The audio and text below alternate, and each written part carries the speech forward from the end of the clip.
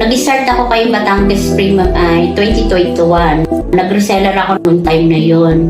Kumbaga tinaray ko lang kung merong bibili o wala. Hanggang na-promote ko siya sa Pila Laguna. Tapos siguro nakabike ako. Tapos binebenta ko siya. Kasi di ba hindi pa siya kilala eh. Kailangan pa namin ipakilala. Dati ang una kong kuha kay Batangas Premium ay 20 kilos lang. Tumataas siya ng tumataas, naging 50 kilos, naging 100, 150. Ngayon na umaabot na ako ng 1,000 kilos. Minsan nga 1,500 every month. Ang ginawa ko, sabi ko nga, itry ko nga sa Cabuyao, Laguna. Doon ako naghanap ng reseller.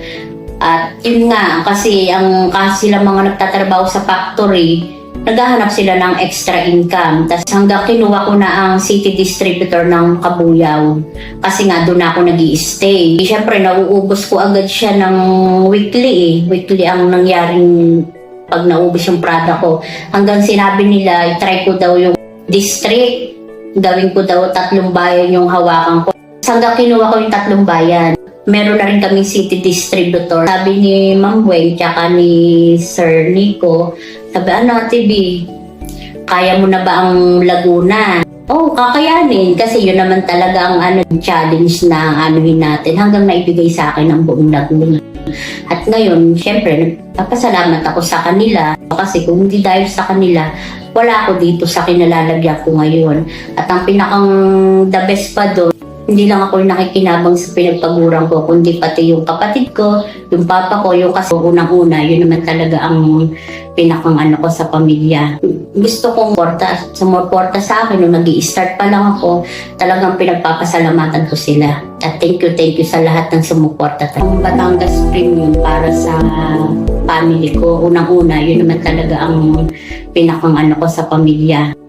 Gusto kong magawa yung mga bagay na hindi nabigay sa amin. Kumbaga kung ako makapagbigay sa papa ko o sa kapatid ko. O sa papa ko naman, syempre, malaking bagay din sa amin. Kasi kung anong gusto niyang hilingin niya, gusto ko ng ganito, gusto kong kumain sa ganito, kaya ko nang ibigay. Hindi katulad noon na kailangan ko pang intayin yung sahod ko. Yun ang maganda lang kay Batangas Premium. Ikaw yung magde-decide sa oras mo. Kung gusto mo mas malaki ang kita mo, sige, magtrabaho ka ng hanggang hating gabi. Pero kung may lakad ka, kaya mong i-adjust. Kung may mga deliver ka, ikaw magde-decide. Tapos, kabili ako ng laptop. Kasi pinangarap ko ang laptop kasi napasok ako noon ng college ay wala akong laptop. Kumbaga, kailangan ko siya. Nagra-rent pa ako. Maganda kay Batangas Premium, hindi ko hinuhulugan si laptop. Binili ko siyang cash. At nabili ko si ate ng cellphone. Sa family namin, ako ang provider ngayon. At yun ang pinagpapasalamat ko kasi dahil yun kay Batangas Premium, kaya kong bayaran kung anong meron sa bahay na hindi ko na kailangan na mag-antay pa ng sahod. Diba nga, pinapakilala pa namin si Batangas Premium noon. Halos walang reseller. Nag-start ako ng zero eh. Zero talaga. Ang ginawa ko, sinalihan ko lahat ng group, mga buy and sell sa buong Laguna. Tapos, posting lang ako ng posting. Ang ginagawa ko nga, hindi ako pwedeng matulog hanggat wala akong nai-deal kahit package A.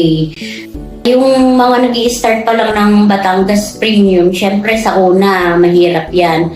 Pero tuloy-tuloy ka lang kasi meron tayong makukuha mga customer na bibili ng product natin. Yan yung natutunan ko eh. Yung hindi ka titigil. Dati talagang may dala akong styro.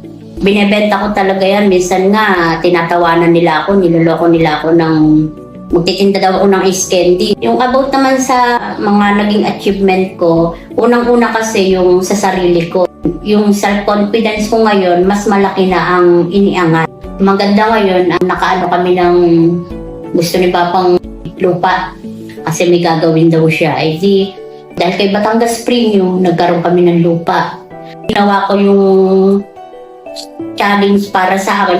Hindi ako tumigil kay Batangas Premium, ay di, sunod-sunod na yung pagtaas ng posisyon. Isa po ako sa patunay na natulungan ng Batangas Premium na dating nangangarap lang pero grabe po, totally binago ni Batangas Premium ang buhay ko at ang buhay ng pamilya ko.